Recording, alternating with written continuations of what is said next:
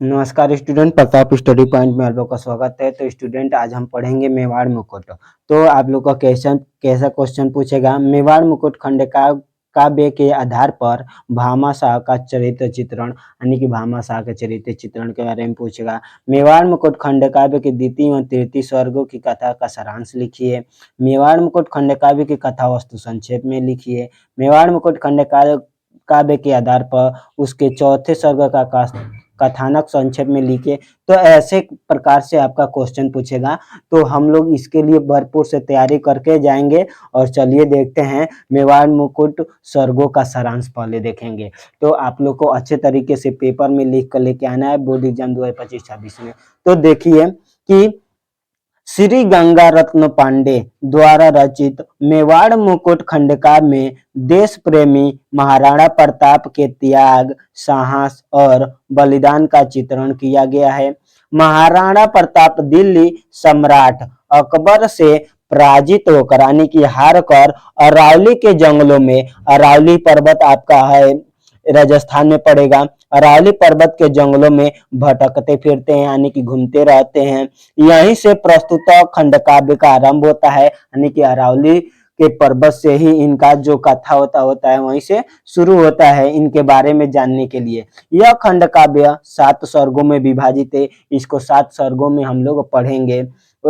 स्वर्ग अनुसार संक्षेप में इसका कथानक इस प्रकार है, हम इसका स्वर्ग पढ़ेंगे। तो पहला स्वर्ग है हम लोग का स्वर्ग, प्रथम स्वर्ग अरावली है। कि जब क्या होता है कि अकबर महाराणा प्रताप से लौटते हैं तो वे अरावली पर्वतों में छिपकर चले जाते हैं और वहीं पे अपना गुजर बसर करते हैं जब तक वे अपना साम्राज्य नहीं जीत लेते हैं। तो देखेंगे राजस्थान के प्रसिद्ध पूर्व में, यानी कि पूर्व में दिशा में अरावली पर्वत स्थित है। जब राजस्थान में जाएंगे ना तो वहां पे पूर्व दक्षिणी पूर्व में वहां पे स्थित है।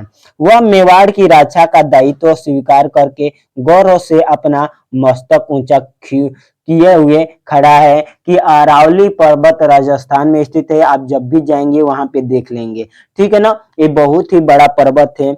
इस अरावली पर्वत की कंद राजाओं में वे कभी ऋषियों के वेद मंत्र गुजा करते थे और कभी अरावली पर्वत पे मंत्री जाके तपस्या करते थे, वहां पे मंत्र पढ़ा करते थे।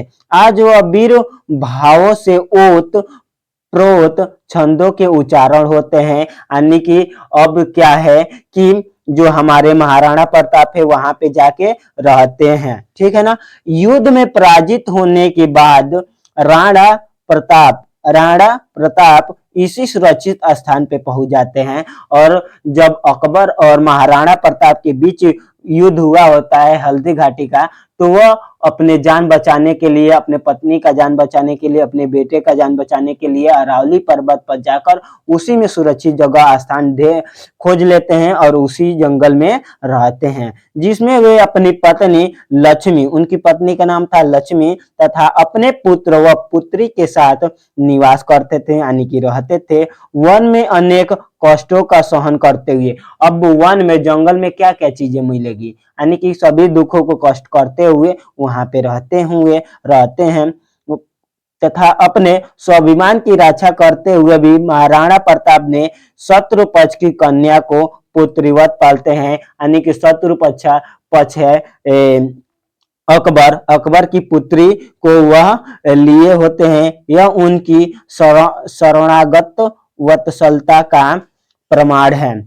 सर्ग के अंत में राणा प्रताप की पत्नी महारानी लक्ष्मी अपने पुत्र को गोद में लिए हुए भविष्य की चिंता में निगमन बैठी है कि अब क्या होगा मेरे बेटे को, अब तो मेरा पूरा जो साम्राज्य था वो अकबर जीत लिया है, इसी चिंता में बैठी हुई मग्न कर रही है। द्वितीय सर्ग है लक्ष्मी। तो लक्ष्मी चांदनी रात का प्रथम पहर था, यानी कि अभी 12 ही 9 बजे था, पहर था। चारों ओर शांति छाई हुई थी और जब रात में जब से क्या होता है, चिड़िया एकदम आई होती हैं, थकी होती हैं और दिन भर के थकान दूर करती हैं और सभी लोग क्या होते हैं, शांत होते हैं रात के समय। आप लोग जानते होंगे रात के समय अगर आप लोग बोले ना तो बहुत दूर तक आवाज जाती है। तो पक्षी दिन भर के थकान के बाद अपने अपने नीड़ में सोए हुए हैं, यानी कि अपने अपने घोंसले में सोए हैं। इस एकांत क्षेत्र में रानी लक्ष्मी अपनी कुटिया से बाहर चिंतित मुद्रा में बैठी है, यानी कि रानी लक्ष्मीबाई उसी जंगल में बैठी हुई अकेले अपनी कुटिया से बाहर आकर बैठकर और यही सोच रही थी। भूखे पुत्र को देखकर उनका हृदय व्याकुल हो उठता है कि उनका जो बेटा था वह भूखा ही था। राणा के संतान होते हुए भी आज उसका पुत्र पेट भर दूध तक भी वंचित नहीं है, यानी कि इतना बड़ा राजा होने के साथ भी इनके बेटे को उस दिन क्या था, दूध नहीं मिला था। ठीक है। अब रानी लक्ष्मी कहती हैं कि कर्म योग से आदर्श मात्र है, कर्म भोग ही साचा दर्शन है। सज्जन मार्मिक वेदना को प्राप्त करते हैं, परंतु कुकर्मी कमार्गीय व्यक्ति जीवन में असफलता प्राप्त करते हैं। तो ये द्वितीय स्वर्ग है, उस द्वितीय स्वर्ग में अभी है, परंतु कुमार्गीय व्यक्ति जीवन में सफलता प्राप्त करते हैं। शत्रु के सामने अपना मस्तक झुकाने के कारण महाराणा प्रताप प्रताप इन अपार दुखों से सहन कर रहे हैं कि वे हम सिर नहीं झुकाएंगे, कितना भी अकबर बड़ा हो जाए उसके सामने सिर नहीं झुका पाते हैं। भले ही हम जंगलों में रहकर दिन गुजार लेंगे, लेकिन जो अकबर है उसके सामने हम लोग सिर नहीं झुकाएंगे। ठीक है।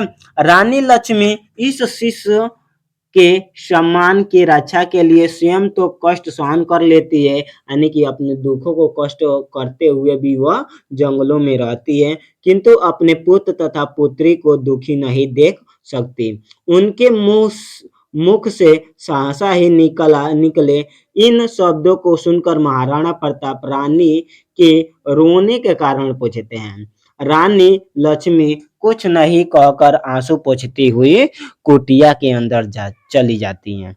महाराणा प्रताप के नेत्र भी आंसुओं से गीले हो उठते हैं।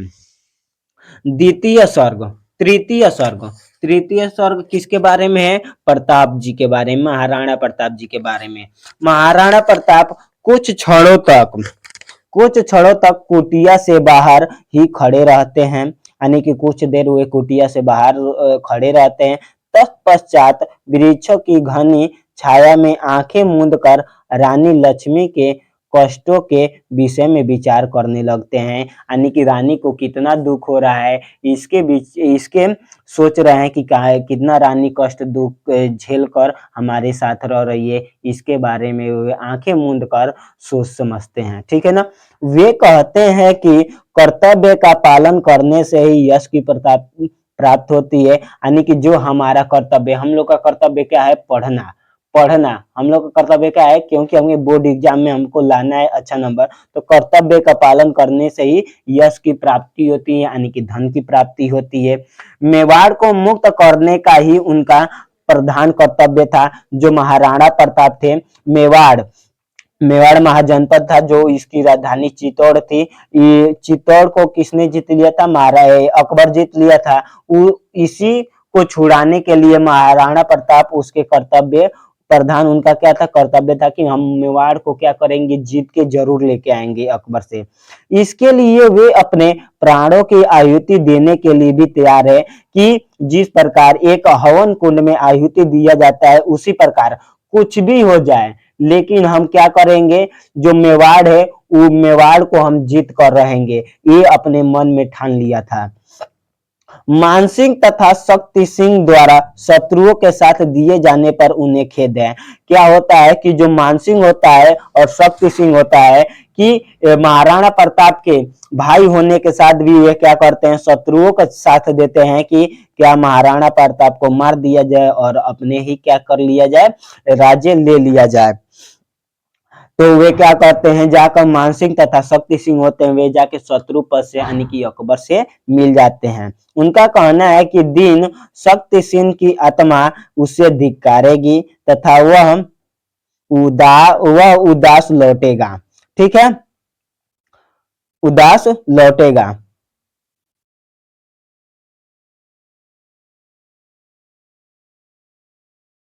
उदास लौटेगा। द्वारा शत्रुओं को दिए साजन खेद, उनका कहना है कि ठीक है यहीं तक है, यहाँ से यहाँ थोड़ा सा कटा है, ठीक है। उसके बाद से आपको यहाँ से लिखना तथा तथा शत्रु पक्ष की कन्या दौलत के विषय में विचार करते हैं कि हमने शत्रु पक्ष की कन्या यानी कि जो अकबर है उसकी कन्या को हम लोग क्या लिया है, उठा लेके उसके लड़की को। मन में वे सिसोदिया वंश की आन रखने का संकल्प रखते हैं, लेकिन साधनहीन महाराणा प्रताप, उनके साधनहीन, उनके पास कुछ भी नहीं होता था क्योंकि अकबर पूरा ले चुका था। साधनहीन और महाराणा प्रताप इस चिंता में अत्यधिक व्याकुल हो रहे हैं कि वे शत्रु पक्ष की सामना किस प्रकार करेंगे कि हमारे पास न सैनिक है, न घोड़ा है, न गाड़ी है, न महल है, हम किस प्रकार अकबर से हम युद्ध करेंगे, इसके बारे में वे सोचते रहते हैं।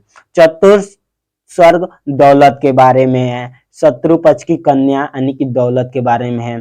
दौलत चिंतित मुद्रा में लताओं से ढके घने वृक्ष की छाया में बैठी हुई है, यानी कि वो मुद्रा एकदम अच्छे तरीके से अपने चिंतित मुद्रा में वह सोच रही है और बैठी हुई है।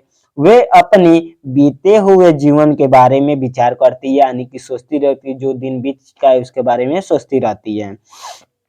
उसे भोग विलास भरे जीवन में कटुता ही थी, प्रीति नहीं, यानी हमारे जिंदगी में अच्छा ही नहीं हो रहा था, बस बुरा ही बुरा हो रहा है, ये सोच रही थी दौलत। दौलत को विगत जीवन कभी भी अच्छा नहीं लगता, यानी कि जो बीत गया है जीवन वो कभी भी अच्छा नहीं लगता। प्रताप की सजनता को देखकर वह महाबली अकबर के विषय में विचार करती है कि प्रताप यानी कि महाराणा प्रताप के ऐसे बात देकर उनके जो रहन सहन देकर ऐसे विचार करती है कि अकबर यह क्यों नहीं समझते कि ईश्वर ने सबको समान बनाया है। ये दौलत सोचती रहती है। वह शक्ति सिंह और प्रताप में तुलना करते ही कहती है कि ये सूर्य हैं, वह दीपक है। दौलत महाराणा प्रताप के लिए कुछ करना चाहती है और जब वह रखे रहते हैं महाराणा प्रताप दौलत को, तो वह सोचती है कि हमको क्या करना चाहिए, महाराणा प्रताप के लिए कुछ न कुछ करना चाहिए। समय विचारों में मग्न दौलत को किसी भी पक्षपात सुनाई देती है, यदि यहीं पर इस स्वर्ग का अंत हो जाता। चिंता महाराणा प्रताप की पक्षपात सुनकर दौलत खड़ी हो जाती है, यानी कि महाराणा प्रताप के आते हुए उनके पैरों का आवाज सुनकर जो दौलत सोच रही थी बैठकर कुटिया के बाहर, तो उनके पैरों का आवाज सुनकर वह खड़ी हो जाती है। महाराणा प्रताप उससे एकांत में बैठने का कारण पूछते हैं कि तुम क्यों अकेले में बैठी हो। दौलत महाराणा प्रताप के प्रश्न का उत्तर देते हुए अपने को दुखी बताती है कि जो ये प्रश्न पूछते हैं कि तुम अकेली क्यों बैठी हो, तो दौलत जो होती है वे बताती है कि प्रश्न का उत्तर अपने दुखी बताती है कि वह बहुत ही दुख है बताती है। अपनी व्यथा का कारण बताते हुए दौलत कहती है, मुझे डर है कहीं मेरे कारण मेवाड़ की मुकुट के कारण बताए हुए दौलत को कहती है,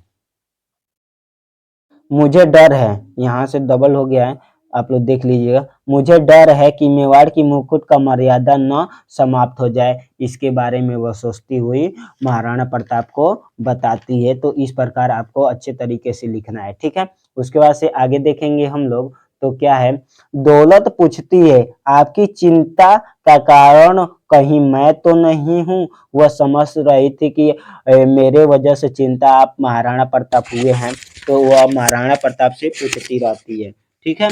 महाराणा प्रताप भावुक हो उठते हैं और कहते हैं कि उसे दौलत को प्राप्त करके वे बहुत ही सुखी है, यानी कि दौलत जो होती है उसे पाकर वह बहुत ही सुखी रहते हैं। लेकिन रानी लक्ष्मी की आंसुओं को देखकर चिंतित हो उठते हैं और रानी लक्ष्मी जी होती हैं जो उनके आंखों में आंसू आए होते हैं, इसको देखकर वे बहुत ही दुखी रहते हैं, ठीक है, बहुत ही दुखी रहते हैं। होट है, दौलत तथा महाराणा प्रताप दोनों रानी लक्ष्मी के पास जाते हैं, दोनों एक साथ जाते हैं। रानी मेवाड़ की दुखद दशा के कारण चिंतित है, यानी कि मेवाड़ की ऐसे दशा को देखकर वे बहुत ही चिंतित रहती है।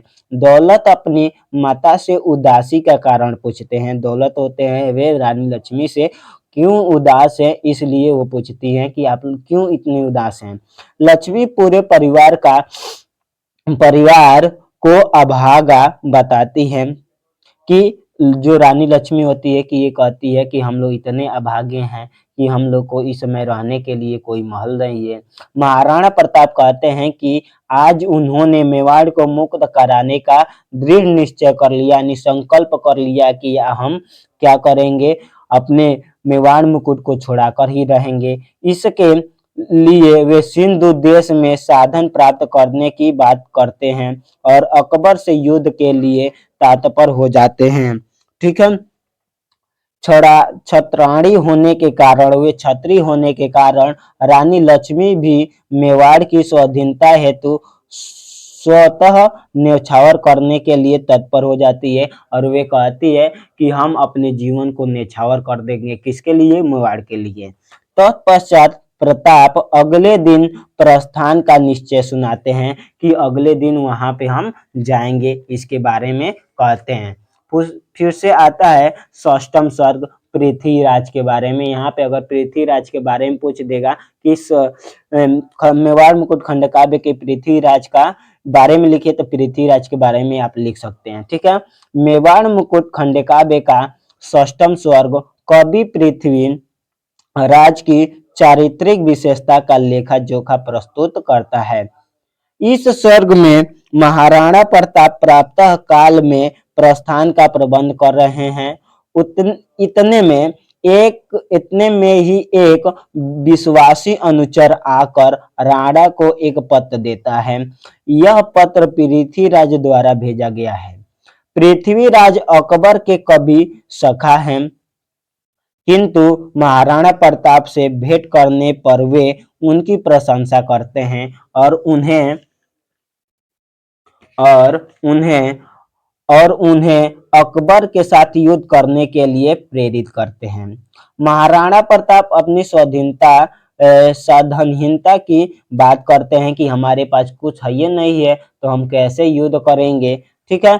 इस पर वह पृथ्वीराज महाराणा प्रताप को भामाशाह का परिचय देते हुए और बताते हैं कि वे आपके प्रत्येक प्रकार से सहायता करने को तत्पर हैं। पृथ्वीराज भामाशाह को बुलाने के लिए राणा की आज्ञा भी लेते हैं। ठीक है ना, महाराणा प्रताप की आज्ञा लेते हैं कि क्या हम आपको भामाशाह से मिला सकते हैं, बुला सकते हैं। इसके लिए वे पृथ्वीराज उनसे आदेश लेते हैं। ठीक है। सप्तम सर्ग भामाशाह के बारे में। महाराणा प्रताप भावी जीवन में आने वाले नए मोड़ के विषय में सोच रहे हैं कि अब क्या करेंगे। ठीक है। तभी हिरणों का समूह वन में घूमता हुआ उनके सामने से निकला। इसी समय महाराणा प्रताप तथा मातृभूमि की जय जयकार करते हुए भामाशाह वहां उपस्थित होते हैं। भामाशाह महाराणा प्रताप को अपने पूर्वजों संचित समस्त संपत्ति को समर्पित करना चाहते हैं, परंतु महाराणा प्रताप पराया धन कहकर उसे अस्वीकार कर देते हैं। भामाशाह पराया धन के विषय में प्रताप के भ्रम को दूर करते हैं और कहते हैं कि यह उनका अपना ही धन है। इस बात को सुनकर, बात है क्या है, बात को सुनकर, यहाँ पे लिख लीजिएगा, बात को सुनकर प्रताप भामाशाह को कंठ से लगा लेते हैं, यानी कि गले से लगाते हैं। उनमें नई शक्ति का संचार करते हैं, नहीं हम लोग क्या करेंगे, विजय प्राप्त करेंगे और अकबर से युद्ध करेंगे। महाराणा प्रताप देश पर मर मिटने के लिए तत्पर हो जाते हैं। ये कहते हैं कि भले ही कुछ हो जाए लेकिन अपने देश में आए हुए जो शासक है उनको हम भगा के रहेंगे और मेवाड़ को लेकर रहेंगे। ठीक है। तत्पर हो जाते हैं। यही मेवाड़ मुकुट खंड काव्य की समाप्ति हो जाती है और यहीं पे मेवाड़ मुकुट की समाप्ति होती है। तो आप लोग अच्छे तरीके से इसको नोट कर लीजिए और अच्छे तरीके से अपने पढ़ाई करते रहिए। इसी तरह आप लोग का वीडियो आते रहेगा और पीडीएफ नोट्स चाहते हैं तो हमारे टेलीग्राम बोर्ड एग्जाम को जरूर ज्वाइन करें और अपने दोस्तों को शेयर करना न भूलें। तो आप लोग इसका स्क्रीनशॉट ले सकते हैं, जल्दी जल्दी लिख सकते हैं। देखिए ठीक है, इसका स्क्रीनशॉट ले सकते हैं। ठीक है, यहाँ से यहाँ तक, फिर से यहाँ से यहाँ तक। ठीक है, उसके बाद से यहाँ तक। तो अच्छे तरीके से स्क्रीनशॉट लेकर आप लोग अच्छे तरीके से नोट्स बनाते रहिए और अच्छे तरीके से अपनी तैयारी करते रहिए। ठीक है, ये ठीक है, अच्छे तरीके से स्क्रीनशॉट ले लीजिए। फिर से यहाँ पे है।